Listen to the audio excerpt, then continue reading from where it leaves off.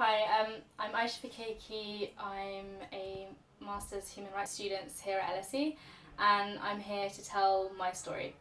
So, my story is actually my family story because we are all inherently linked to each other, and a massive part of my identity is the fact that we're Iraqi.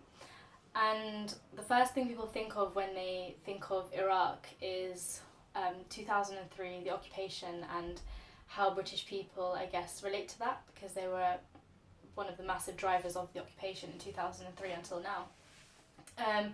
But I'm actually going to take a step back and look at what Iraq was pre 2003. And it might be quite shocking to hear that actually the country had gone through a further 30 years prior of oppression, a dictatorship, mass killings, genocide with the Kurds. So really, suffering didn't start for us in 2003, which I don't think many people know these days. So my parents were married back in the late 80s, living in Baghdad, the capital. And what happened was the Gulf War broke out. So Saddam Hussein went into Kuwait, he occupied them, and essentially the Allies came together, being the US, Britain, and some other countries, and decided that they were going to have a bombing campaign. So at the time, my dad had just about left the borders, because Saddam Hussein closed the borders of the country to prevent all civilians and citizens from leaving, because he needed to conscript people for the army. But my dad managed to escape to England just before that, and the rest of my family couldn't leave. And when I lived in Melbourne, Australia, which is where my grandma now lives, as an asylum seeker, she told me about this story, which kind of shows the human side of war, which touches, I guess would touch people in many different ways. She talked about how they would pack up everything from Baghdad, put 12 different chickens into the vans. They packed up all their rugs and bedding and everything in Baghdad with my mum and all of the family, and would drive down to a city called Najaf, which is more in the south, because they would get information that the US is about to bomb Baghdad, and bomb the main infrastructure, so the electricity, the water, whatever it might be. And she kind of, in a way, let me know about the role women play in all of this as well, in that it's them who bring all the food together, it's them who bring the families together. Unfortunately, men get conscripted, so women take on both roles, and they drove all the way down to Najaf to her uncle's house, and the whole family was basically just staying in the house for like 3 months while bombing was going on. And the stories and the shelter and just being together as a family during this time really ties the strings in a very strong way. And then obviously you'd hear the radio and they would say, oh, now the US is coming to bomb Najaf. So again, everyone had to pick up their stuff and go back to another city or go back to Baghdad. And from an external point of view, so much destruction happened in that a bunker below a school got completely bombed out with women and children, and it was a really horrific massacre. And we always talk about, are civilian deaths worth it? And obviously for us, we're always the civilians, we're always the black and brown bodies, we're always the othered people, and you can see that with what's going on with Syria right now.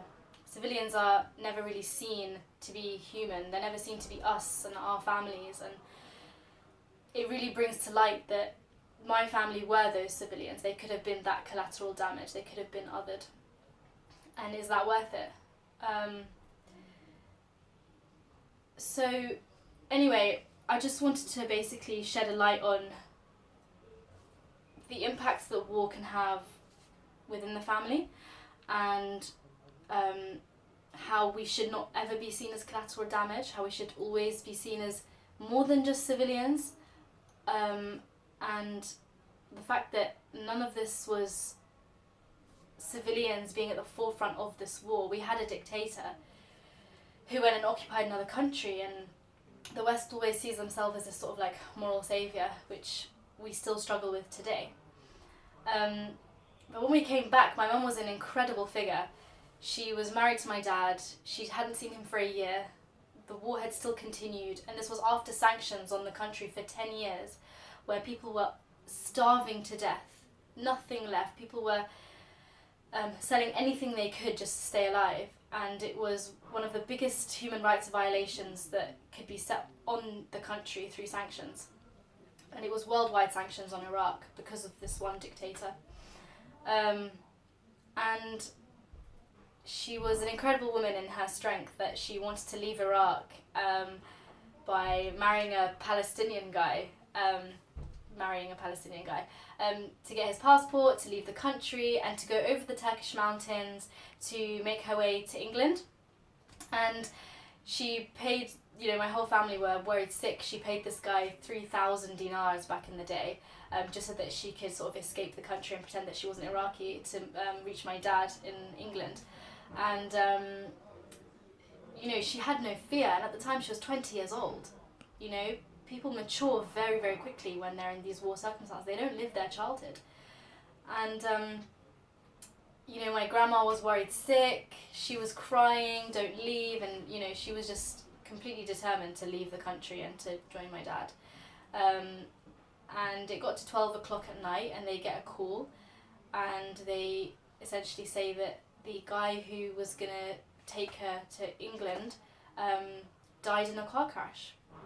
So I think in that way, potentially it could have been a huge saviour in hindsight for my mum. A travesty for the guy, obviously. But after another year, the borders opened, and my mum was the first one to leave, and her and my auntie were actually on TV to be the first ones to leave Iraq after the war ended. And in the end, she reached England with my dad, and here we are 25 years later. So I guess, I just wanted to shed light on the fact that the Iraqi population, and especially Iraqi women, have been suffering and have been under oppression for what seems like decades now, from the 70s until now. And it's really important to see everything in a historical context. It's really important to humanise people and to take away this rhetoric of civilians and collateral damage. Because now that we're here and we're in Britain and we've gone to university, suddenly we're not seen as the other anymore. But why is that? Suddenly I have the privilege to have a chance and go to university and to do what I want. Why is that? My parents are an inspiration to me, and it's pretty amazing that they made it here.